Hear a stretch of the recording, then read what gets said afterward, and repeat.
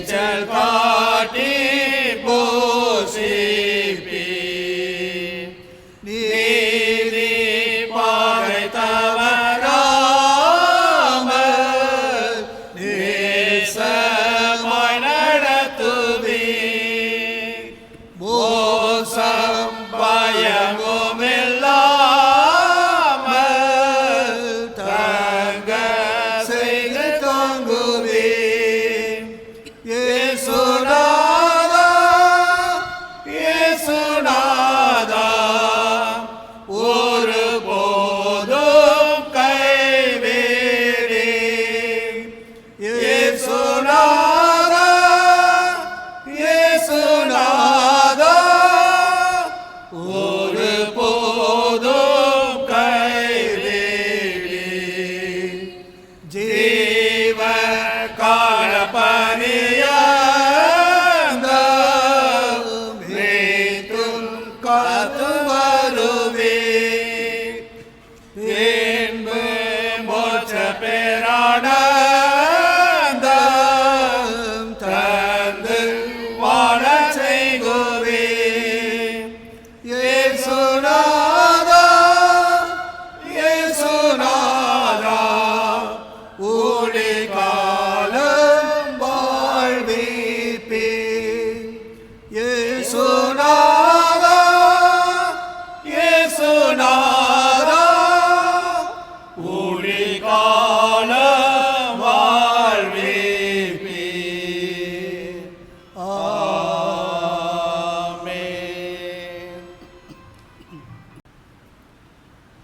கர்த்தாவே,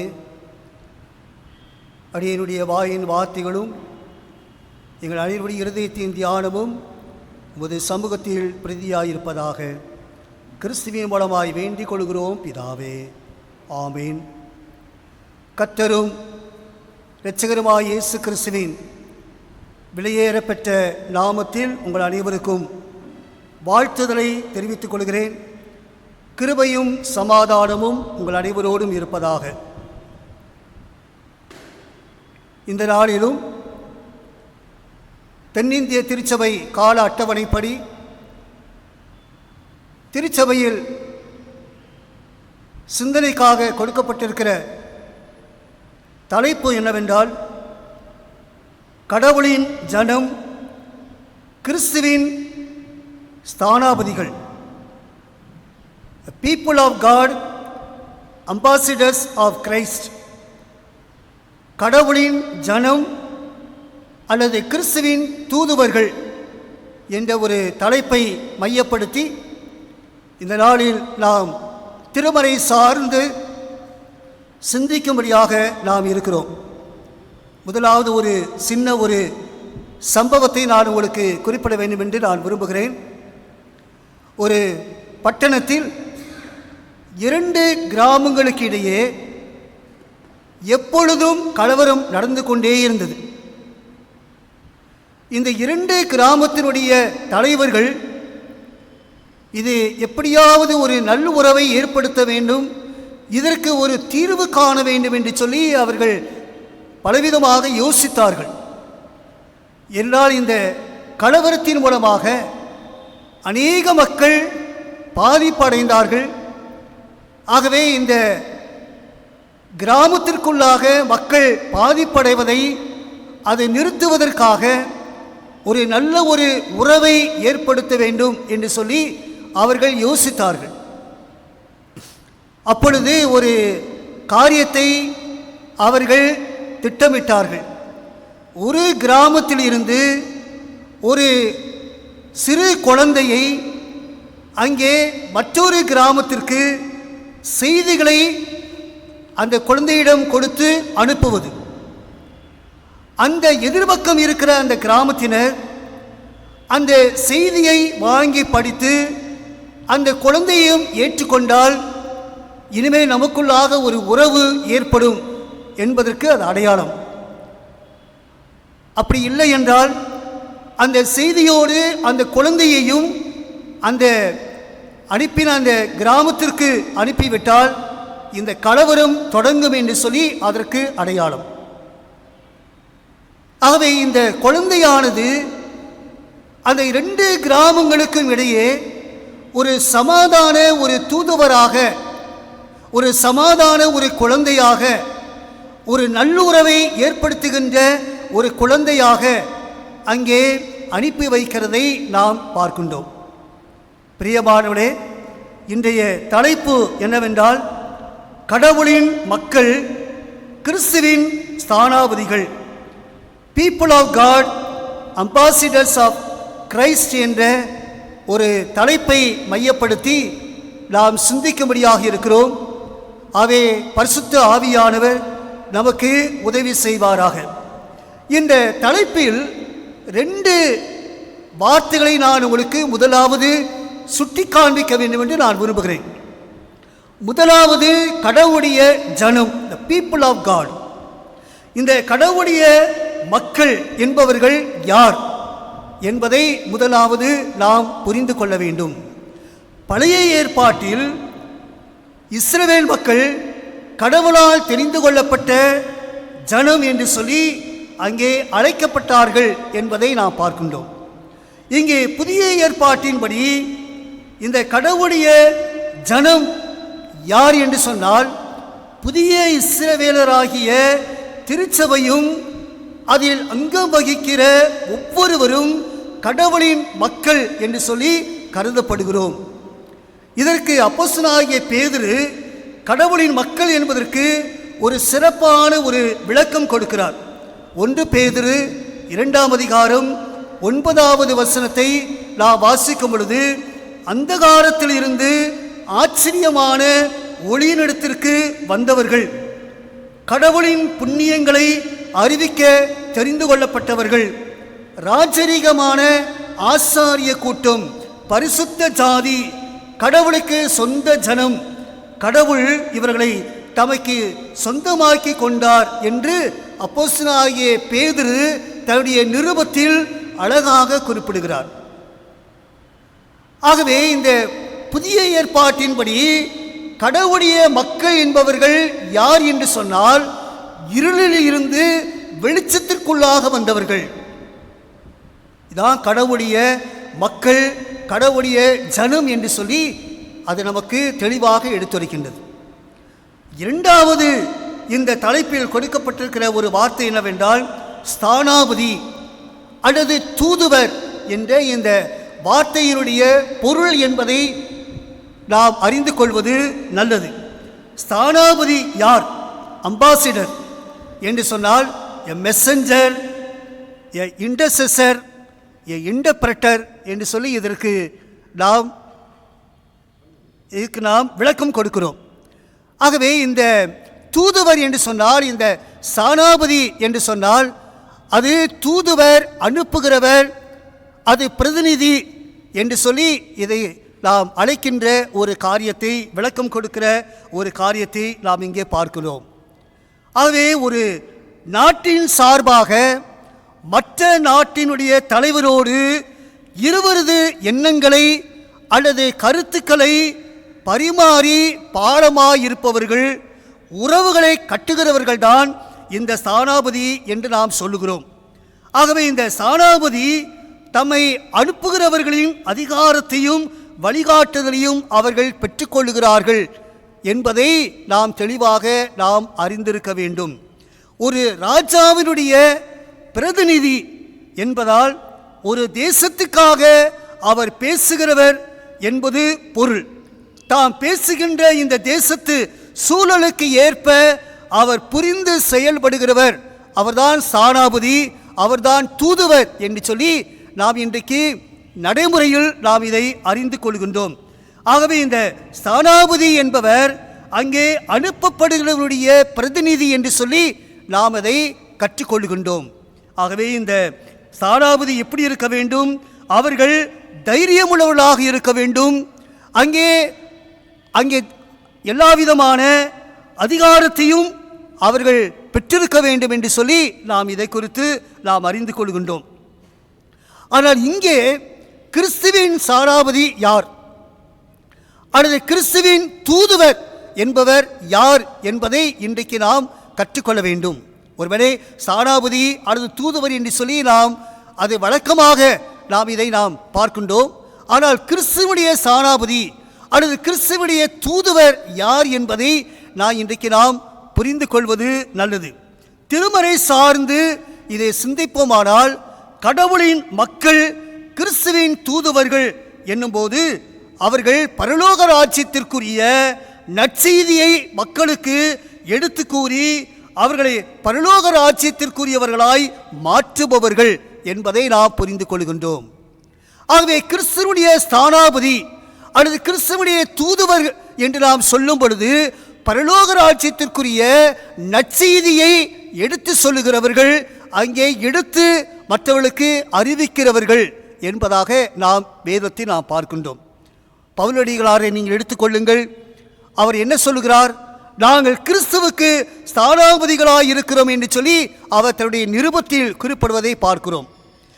இதே பவுல் பிலிப்பிய நிருபத்தில் எப்பாப்பீரோத்துவை குறித்து குறிப்பிடும் பொழுது, உங்கள் ஸ்தானாபதியும் என் குறைச்சலுக்கு உதவி செய்தவனுமான எப்பாப்பீரோத்துவை உங்களிடத்தில் அனுப்ப வேண்டும் என்று சொல்லி எண்ணினேன் என்று சொல்லி எழுதுகிறார். அவை இந்த எப்பாப்பீரோத்து என்பவர் கடிதங்களை, நிருபங்களை அங்கே எடுத்து செல்லுகின்ற பிரதிநிதி, அங்கே எடுத்து செல்லுகின்ற ஒரு தூதுவர், மக்களிடத்தில் கொண்டு செல்லுகின்ற ஒரு தூதுவர் என்று சொல்லி நாம் இந்த பகுதியில் நாம் தெளிவாக நாம் வாசிக்கின்றோம். பிரியமானவர்களே, அன்னை தெரசாவை நீங்கள் எடுத்துக்கொள்ளுங்கள். அவர் நோபல் பரிசு பெற்றவர். இந்த அன்னை தெரசா எல்லா நாடுகளுக்கும் சென்று ஒரு தூதுவராக ஒரு நல்லுறவை ஏற்படுத்துவதற்கு அவர் இந்த உலகத்தில், இந்த சமுதாயத்தில் உழைத்தவர்கள், பாடுபட்டவர்கள் என்பதை நாம் அவர்களை குறித்து அறிந்து கொள்கின்ற ஒரு உண்மை.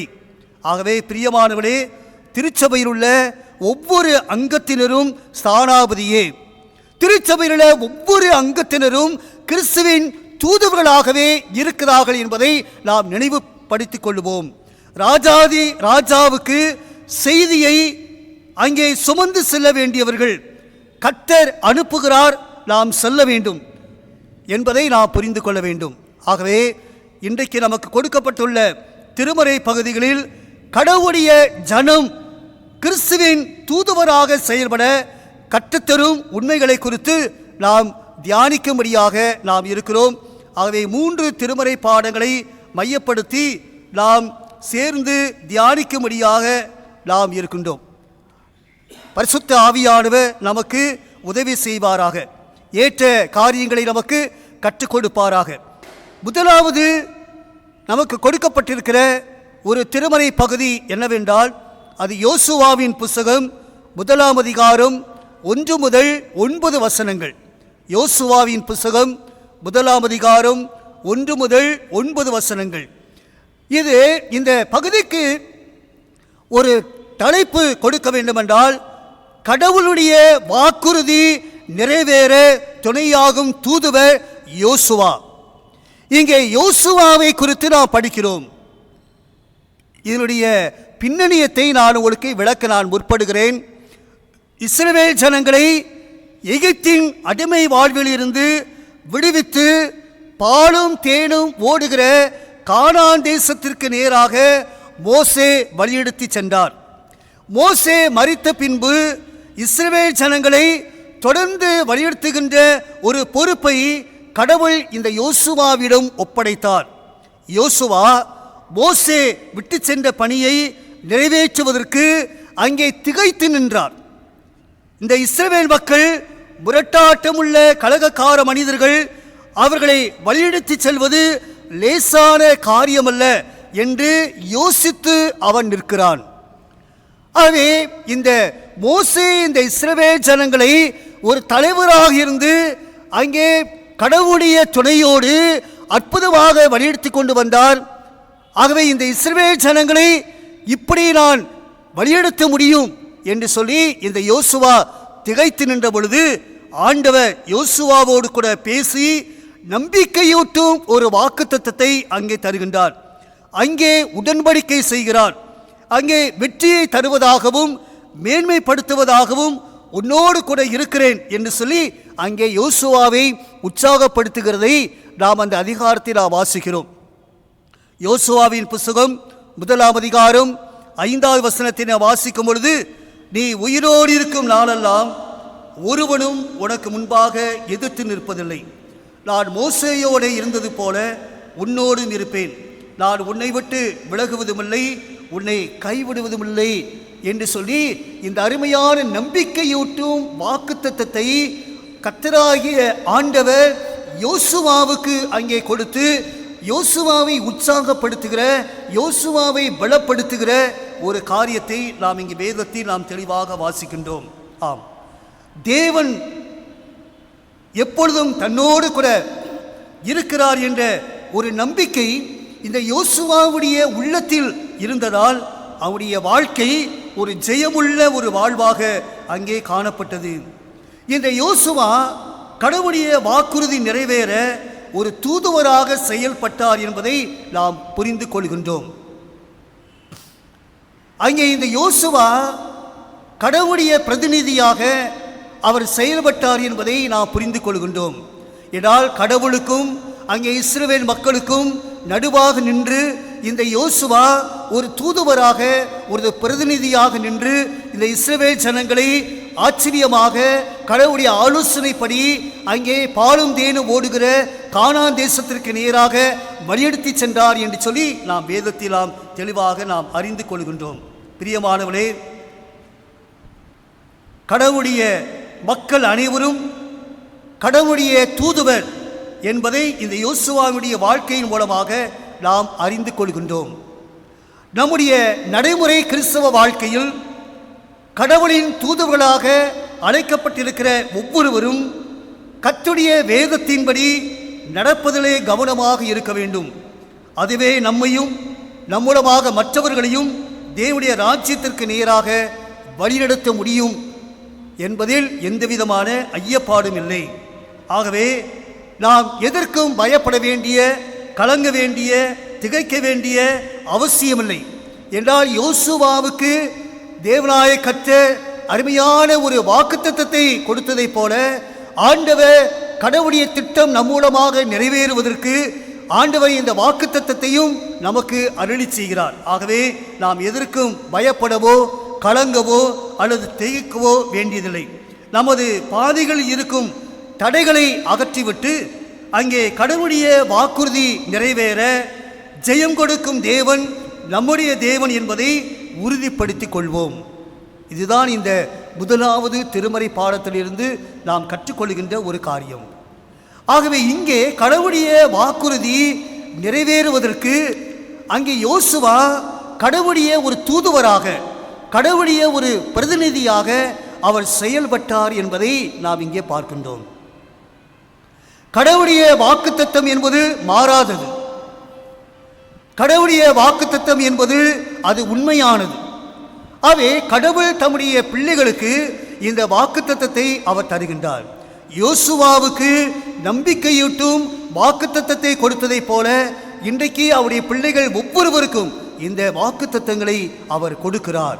இந்த வாக்குத்தத்தம் எல்லாம் நம்முடைய வாழ்க்கையில் ஒரு பெரிய ஒரு நம்பிக்கையை கொண்டு வருகிறது, நம்முடைய உள்ளத்தை சந்தோஷப்படுத்துகிறது, நம்முடைய எதிர்கால வாழ்க்கை ஒரு ஜெயமுள்ள ஒரு வாழ்க்கையாக அமைந்திட அது உதவி செய்கிறது என்பதை நாம் மறந்துவிட வேண்டாம்.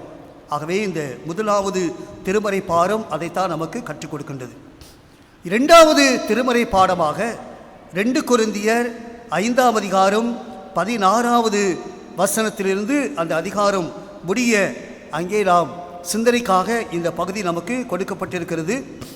இந்த பகுதிக்கு ஒரு தலைப்பு கொடுக்க வேண்டும் என்றால் ஒப்புரவு உருவாக மன்றாடும் தூதுவர் பவுல் என்று சொல்லி நாம் இதற்கு ஒரு தலைப்பு கொடுக்கலாம்.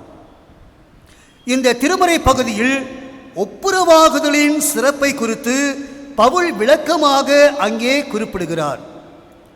இந்த அதிகாரத்தில் இதனுடைய பின்பகுதியில் ஒப்புரவாகுதல் என்ற அருமையான ஒரு வார்த்தையை பவுல் பயன்படுத்தி அதனுடைய விளக்கத்தை அழகாக அங்கே தருவதை நாம் பார்க்க முடியும். அப்போஸ்தலர் நடபடியின் புஸ்தகம் 5ஆம் அதிகாரம் 16ஆம் வசனம் முதல் 21வது வசனம் வரை அடங்கியிருக்கிற இந்த திருமறை பகுதியில் இந்த ஒப்புரவாகுதலை குறித்து 3 காரியங்களை அவர் ஆழமாக குறிப்பிடுகிறார். அதை நான் உங்களுக்கு சுட்டி காட்ட வேண்டும் என்று நான் விரும்புகிறேன். முதலாவது, ஒப்புரவாகுதலினுடைய ஊழியம், தி மினிஸ்ட்ரீஸ் ஆஃப் ரெகன்சிலியேஷன். இரண்டாவது, ஒப்புரவாகுதலினுடைய உபதேசம், தி மெசேஜ் ஆஃப் ரெகன்சிலியேஷன். மூன்றாவது, ஒப்புரவாகுதலை செய்யும் ஊழியர், தி மினிஸ்டர் ஆஃப் ரெகன்சிலியேஷன். ஆகவே இந்த 3 காரியங்களை இந்த பவுல் ஆழமாக குறிப்பிடுகின்றார். இங்கே இந்த ஒப்புரவாகுதல் என்று நாம் சொல்லும் பொழுது கடவுளுக்கும் மனிதருக்கும் பகையாளியாய் இருந்த நம்மை கடவுள் தமது ஒரே பேரான குமாரனாகிய கிறிஸ்துவை இந்த உலகத்திற்கு அனுப்பி நம்மோடும் சக மனிதரோடும் ஒப்புரவாக்கினார். எப்படி? இயேசு கிறிஸ்து தம்முடைய சிலுவையில் இரத்தம் சிந்தியதின் மூலமாக பகையையும் பிரிவினையையும் முறியடித்தார் என்று சொல்லி நாம் வேதத்தில் வாசிக்கின்றோம். அதைத்தான் எபேசு நிருபத்தில் நாம் படிக்கின்றோம். எபேசியர் 2ஆம் அதிகாரம் 16வது வசனத்தில் பகையை சிலுவையினால் கொன்று அதனாலே இருதரத்தாரையும் ஒரே சரீரமாக தேவனுக்கு ஒப்புரவாக்கினார் என்று சொல்லி பவுல் அந்த எபேசு திருச்சபையாக்கி எழுதுகிறார். ஆக இந்த ஒப்புரவாகுதல் என்பது ஆண்டவர் தம்முடைய இரத்தத்தை சிந்தி பகையாக இருந்த இருதரத்தாரையும் ஒன்றாக்கினார், ஒப்புரவாக்கினார் என்று சொல்லி அவர் அழகாக அங்கே குறிப்பிடுவதை நாம் இங்கே பார்க்கின்றோம். கிறிஸ்துவை அறியாதவர்களை அவரோடு ஒப்புரவாக்கின்ற இந்த பணியை செய்யும் ஒரு உத்தரவாதமான பொறுப்பு தனக்கு கொடுக்கப்பட்டுள்ளது என்று சொல்லி இங்கே பவுல் குறிப்பிடுவதையும் நாம் இங்கே பார்க்கின்றோம். ஆம், ஆகவே இந்த ஒப்புரவாகுதலை ஆண்டவர் தம்முடைய இரத்தத்தின் மூலமாக அங்கே ஏற்படுத்தினார் என்று சொல்லி நாம் இங்கே பார்க்கின்றோம். ஆகவே இந்த ஒப்புரவாகுதல் என்று சொல்லும் பொழுது நாம் யாரோடு கூட நாம் ஒப்புரவாக வேண்டும்? திருமறை நமக்கு கற்றுக் கொடுக்கிற ஒரு செய்தி என்ன என்பதை இன்றைக்கு 3 சிறு குறிப்புகளை நான் உங்களுக்கு முன்வைக்க விரும்புகிறேன். ஆகவே இந்த ஒப்புரவாகுதல் என்பது ஒவ்வொரு விசுவாசியினுடைய வாழ்க்கையில் ஆண்டவருடைய மக்கள் அல்லது ஆண்டவருடைய ஜனம் என்று சொல்லப்படுகின்ற ஒவ்வொருடைய வாழ்க்கையிலும் இருக்க வேண்டிய ஒன்று, காணப்பட வேண்டிய ஒன்று, கடைபிடிக்க வேண்டிய ஒன்று என்பதை நாம் மறந்துவிடக்கூடாது. ஆகவே இந்த 3 சிறிய தலைப்புகளை நான் உங்களுக்கு சுட்டிக்காட்ட விரும்புகிறேன். முதலாவது சக மனிதரோடு ஒப்புரவாகுதல். ஆகவே முதலாவது இந்த ஒப்புரவாகுதல் என்று சொல்லும் பொழுது நாம் இந்த வாழுகின்ற சமுதாயத்தில் நம்மை சூழ்ந்திருக்கிற சக மனிதர்களோடு கூட ஒப்புரவாக வேண்டும். சக மனிதர்களோடு ஒப்புரவாகுதல். இந்த சக மனிதர்களோடு கூட விரோதத்தையும் பகையையும் மறந்து அன்பை வளர்த்து ஒப்புரவை ஏற்படுத்தும் ஒரு குணம் அது பயனுள்ள ஒரு வாழ்வுக்கு வழிநடத்தும் என்பது அது உண்மை. இதைத்தான் இந்த சகையினுடைய வாழ்க்கையை நாம் அறிந்து கொள்கின்றோம். இந்த சகையை ஆண்டவரிடத்தில் என்ன சொல்லுகிறான்? நான் ஏதாவது மற்றவர்களுக்கு செலுத்த வேண்டும் என்றால் நான் செலுத்துவதற்கு நான் ஆயத்தமாக இருக்கிறேன் என்று சொல்லி அந்த ஒப்புரவாகுதலை குறித்து அங்கே சொல்லுகின்ற ஒரு காரியத்தை நாம் பார்க்கிறோம். இரண்டாவது மனசாட்சியோடு ஒப்புரவாகுதல். மனசாட்சியோடு ஒப்புரவாகுதல். அங்கே துருமண சாட்சியை அகற்றி அங்கே சுத்த மனசாட்சியோடு வாழ முற்படும் போது ஒரு குற்ற உணர்வு, இந்த கில்ட்டி கான்சியஸ் என்று சொல்வார்கள். இந்த குற்ற உணர்வு தான் அடிக்கடி நம்மை பாதிக்கிறது. இந்த குற்ற உணர்வு தான் நாம் வெற்றியுள்ள ஒரு வாழ்க்கை வாழுவதற்கு தடை செய்கிறது. ஆகவே இந்த குற்ற உணர்வு மறைந்து உள்ளத்தில் சமாதானம் ஏற்பட்டு நலமான ஒரு வாழ்க்கை வாழ வாய்ப்பு கிடைக்கிறது. ஆகவே மனசாட்சியோடு ஒப்புரவாகுதல். அங்கே தாவீதினிடத்தில் நாத்தான்வேல் தீர்க்கதரிசி வந்து அங்கே சொன்ன பொழுது தன்னுடைய மனசாட்சியில் அவன் குத்தப்பட்டு அங்கே அவன் மனம் திரும்பினான் என்று சொல்லி நாம் அறிந்து கொள்கின்றோம். ஆகவே மனசாட்சியோடு ஒப்புரவாகுதல் அவசியம். மூன்றாவது இயற்கையோடு கூட ஒப்புரவாகுதல். அங்கே இயற்கையோடு கூட ஒப்புரவாகுதல். நாம் வாழுகின்ற சமுதாயத்தில் பல நேரங்களில் இயற்கையை மாசுபடுத்தி விடுகிறோம். நமக்குள் இயற்கையை பாதுகாக்க அங்கே தவறி விடுகிறோம். எனவே இயற்கையோடு கூட இணைந்து இயற்கையை நேசித்து இயற்கையோடு ஒப்புரவாகி வாழ வேண்டும் என்ற ஒரு புதிய சிந்தனை ஒரு நிறைவான வாழ்வு வாழ நம்மை நடத்த முடியும். இதைத்தான் பிரான்சிஸ் அசிசி என்பவர் இயற்கையோடு கூட அவர் ஒன்றிணைந்து அவர் பேசுவாராம். இயற்கையோடு கூட ஒன்றிணைந்து அங்கே அவர் ஜெபிப்பாராம். இந்த இயற்கையோடு கூட ஒன்றிணைந்து அவர் மகிழ்ச்சி அடைவாராம் என்று சொல்லி அவரை குறித்து சொல்லப்பட்டிருக்கின்ற ஒரு சம்பவம். ஆகவே யாரோடு கூட ஒப்புரவாக வேண்டும்? சக மனிதர்களோடு கூட ஒப்புரவாக வேண்டும். மனசாட்சியோடு கூட ஒப்புரவாக வேண்டும். இயற்கையோடு கூட ஒப்புரவாக வேண்டும். பிரியமானவர்களே, இந்த ஒப்புரவாக்கும் பணி பவுலுக்கு மட்டுமல்ல, இன்று கிறிஸ்துவை அறிந்த ஒவ்வொருவரிடம் இந்த ஒப்புரவாகுதலினுடைய ஊழியம் அங்கே கொடுக்கப்பட்டுள்ளது. திருச்சபையில் உள்ள ஒவ்வொரு அங்கத்தினரும் இந்த ஒப்புரவாகுதலுடைய ஊழியத்தை செய்ய வேண்டியவர்கள். ஆகவே கிறிஸ்துவின் ஸ்தானாபதிகளாக, கிறிஸ்துவின் தூதுவர்களாக இருந்து கிறிஸ்துவனை வழிநடத்துபவர்களாக நாம் இருக்க வேண்டும். இப்படிப்பட்ட ஊழியத்தில் நிலைத்திருக்க ஆண்டவர் நமக்கு அருள் புரிவாராக. ஆகவே இந்த ஒப்புரவு திருப்பணியை குறித்து இங்கே பவுல் கொரிந்து இந்த நிருபத்தில் அழகாக அவர் குறிப்பிடுகின்றார். ஆகவே ஒப்புரவாகுதல் என்றால் என்ன? நாம் யாரோடு கூட ஒப்புரவாக வேண்டும்? இந்த ஒப்புரவாகுதல் மூலமாக நமக்கு தருகின்ற கிடைக்கின்ற ஆசீர்வாதம் என்ன என்பதை குறித்து இங்கே நாம் அறிந்து கொள்கின்றோம். ஆகவே இப்படிப்பட்டதான ஆசீர்வாதங்களை நாம் பெற்றுக்கொள்ள ஆண்டவர் நமக்கு துணை செய்வாராக. மூன்றாவது ஒரு திருமறை பாடமாக மார்க்கு சுவிசேஷம் 6ஆம் அதிகாரம் 7வது வசனத்தில் இருந்து 13வது வசனம் வரை அடங்கியிருக்கிற இந்த பகுதியை நான் உங்களுக்கு சுட்டிக்காட்ட விரும்புகிறேன். இதற்கு ஒரு தலைப்பு கொடுக்க வேண்டும் என்றால் குணமாகுதலின் தூதுவர் சீடர்கள் என்ற ஒரு தலைப்பை நான் உங்களுக்கு குறிப்பிட விரும்புகிறேன்.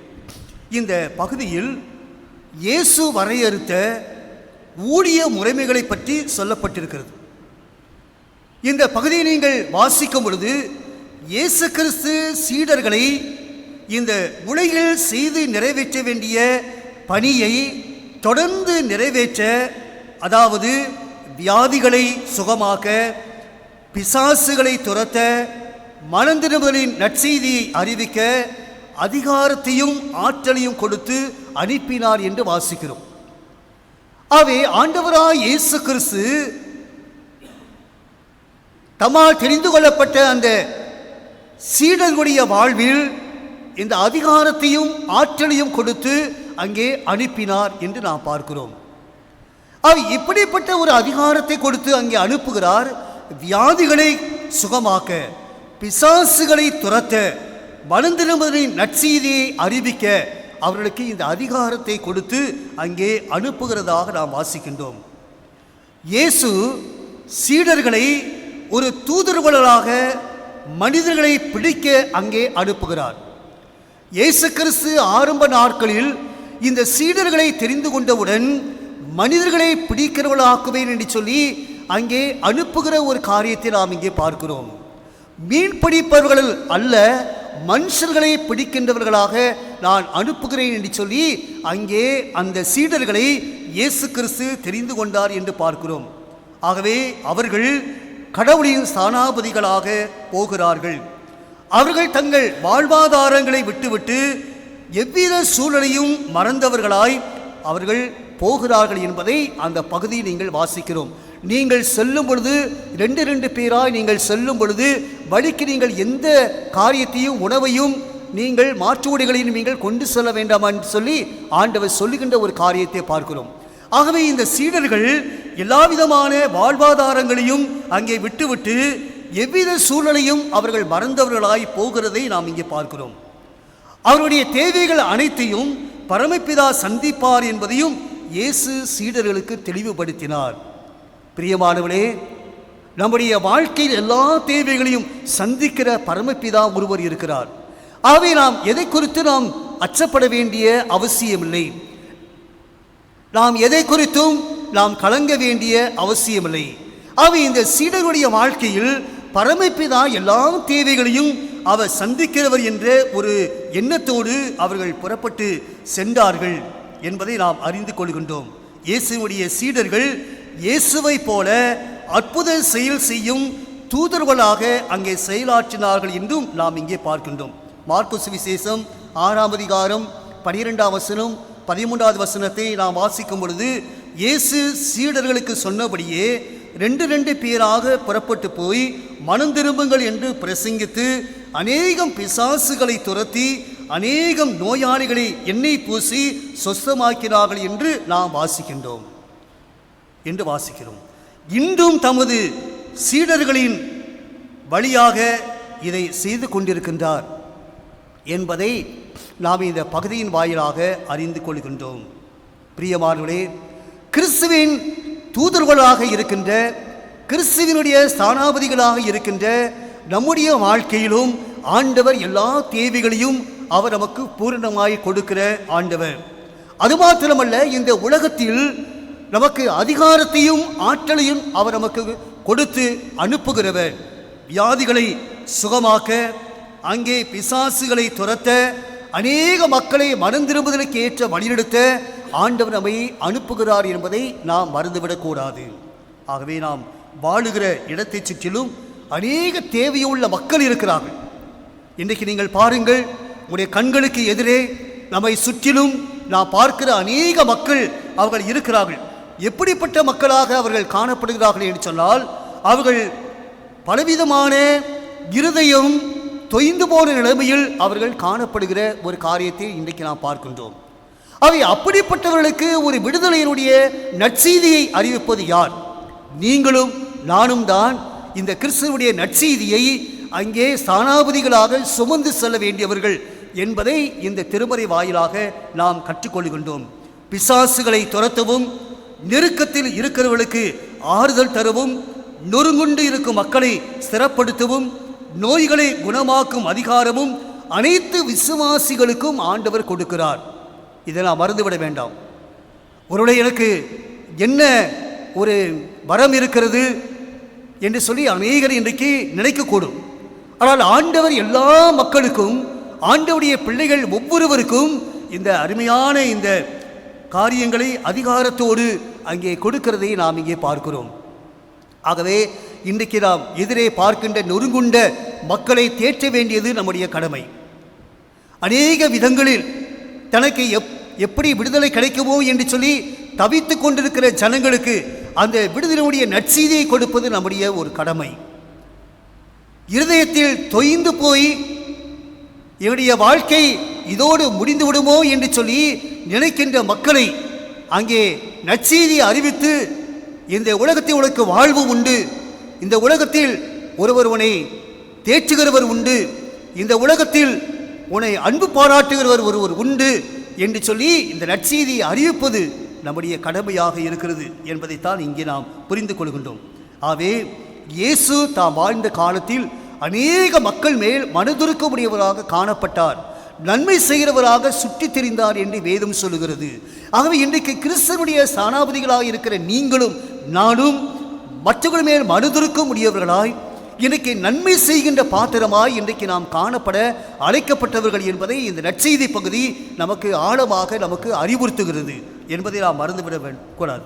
அவர் இப்படிப்பட்ட ஊழியத்தை செய்து தேவனுடைய நாமத்தை மகிமைப்படுத்திட ஒரு புதிய தரிசனங்களை உடையவர்களாய் காணப்பட கடவுள் நமக்கு அருள் புரிவாராக.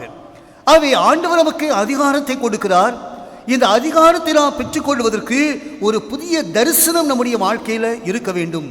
ஒரு புதிய எண்ணம், ஒரு புதிய சிந்தனை நமக்குள்ளாக அது இருக்க வேண்டும். இதைத்தான் ஆண்டவர் விரும்புகிறார், இதைத்தான் ஆண்டவர் எதிர்பார்க்கிறார். ஆகவே அன்புக்குரியவர்களே, இன்றைக்கு கிறிஸ்துவினுடைய ஸ்தானாபதி அல்லது கிறிஸ்துவனுடைய தூதுவர் என்று நாம் சொல்லும் பொழுது மற்றவர்களுக்கு நற்செய்தியை எடுத்து கூறுகின்ற தூதுவர்களாக இன்றைக்கு இந்த சமுதாயத்தில் நாம் செயல்படுவோம். இன்றைக்கு இந்த கிறிஸ்துவனுடைய தூதுவர் என்று நாம் சொல்லும் பொழுது ஒரு ஒப்புரவாளனுடைய ஊழியத்தை நாம் செய்து அநேகரை கிறிஸ்துவனை கொண்டு வருவதற்கு நாம் செயல்படுவோம். இந்த கிறிஸ்துவனுடைய தூதுவர் என்று நாம் சொல்லும் பொழுது நொறுங்குண்ட பலவிதமான இருதயத்தில் தொய்ந்து போன மக்களை காணும் பொழுது அவர்களுக்கு இயேசு கிறிஸ்துவனுடைய அன்பை சொல்லி ஆண்டவர் கொடுத்த அதிகாரத்தை நாம் பயன்படுத்தி அவருடைய வாழ்க்கையை ஒரு நல்வாழ்க்கையாக அமைந்திட, அவருடைய வாழ்க்கையை ஒரு புது சிருஷ்டியாக வளர்ந்திட நாம் தொடர்ந்து செயல்பட அழைக்கப்பட்டவர்கள் என்பதைத்தான் இந்த தலைப்பு நமக்கு எடுத்துரைக்கின்றது. அவை இப்படிப்பட்டதான ஒரு ஆசீர்வாதத்தை நாம் பெற்றுக்கொள்ள ஆண்டவர் நமக்கு கிருபை செய்வாராக. இதை கேட்கிற, இதை பார்க்கிற உங்களுடைய வாழ்க்கையும் ஒரு புதிய தரிசனத்தோடு கிறிஸ்துவனுடைய ஸ்தானாபதியாக, கிறிஸ்துவனுடைய தூதுவராக இருந்து செயல்பட நீங்கள் அர்ப்பணியுங்கள். ஆண்டவர் நிச்சயமாக இந்த சமுதாயத்தில் உங்களை கொண்டு கடவுளுடைய திட்டம் நிறைவேறுவதற்கு ஆண்டவர் மகத்துவமான காரியங்களை செய்ய வல்லவர் என்பதை நாம் அறிந்து கொள்ள முடியும். யோசுவாவை பயன்படுத்தின ஆண்டவர் உங்களையும் பயன்படுத்த வல்லவர். கடவுளுடைய திட்டம் நிறைவேற யோசுவாவுக்கு வாக்குத்தத்தம் கொடுத்த ஆண்டவர் உங்களையும் அனுதினமும் வாக்குத்தத்தங்களை தந்து உங்களை வழியெடுத்த வல்லவர் என்பதை நாம் மறந்துவிடக்கூடாது. அவை இப்படிப்பட்டதான ஆசீர்வாதங்களை நாம் பெற்றுக்கொள்ள ஆண்டவர் நமக்கு உதவி செய்வாராக. ஆண்டவருக்கே மகிமை உண்டாவதாக. ஆமேன், ஆமேன். ஜெபம் செய்வோம்.